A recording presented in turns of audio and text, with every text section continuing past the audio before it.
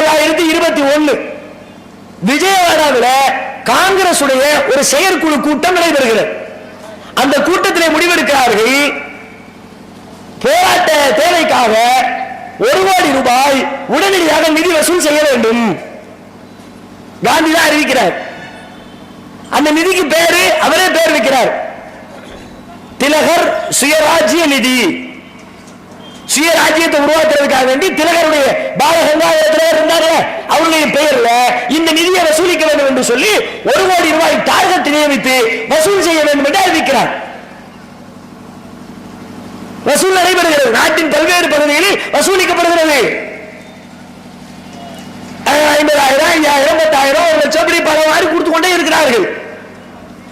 கொடுத்து கொண்டே இருக்கிற பொழுது மும்பையில் ஒரு மிகப்பெரிய பஞ்சாலை நடத்தி கொண்டிருந்த, பஞ்சாலை வழியாக துணிகளை தயாரித்துக் கொண்டிருந்த உமர் சுபஹானி என்று அழைக்கப்படுகிற ஒரு முஸ்லிம் வள்ளல் ஒருவர் நேரடியாக மகாத்மாவை சந்திக்க வருகிறார். பேர் உமர் சுபஹானி. உமர் சுபஹானி காந்தியை சந்திக்க வருகிறார். சந்திக்க வந்து அவர் ஒரு செக் எழுதி கொடுக்கிறார்.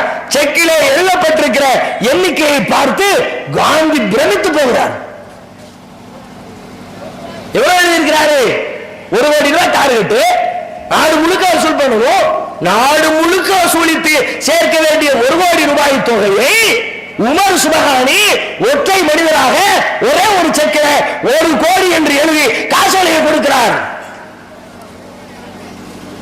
1 கோடி. நல்ல தெரிஞ்சுக்கீங்க, 1 கோடி கொடுத்தது யார்? உமர் சுபஹானி. 1 கோடினா இன்றைய நிலையில் இருந்து யோசித்தால் 1 கோடி கூட சாதாரண. ஏன்னா பத்திரிகையில எத்தனையோ கோடி கோடியா தான் வந்துகிட்டே இருக்கு. எதை எடுத்தாலும் கோடிங்கிறான், கொள்ளையடிச்சாலும் கோடிங்கிறான், எதை பண்ணலாம் கோடி கோடிங்கிறானா சாதாரணமா தெரியலாம். ஆனால் இன்றைய 1 கோடியோடு ஒப்பிடாதீர்கள். அன்றைக்குள்ள 1 கோடி இன்றைக்கு பல கோடிக்கு சமம்.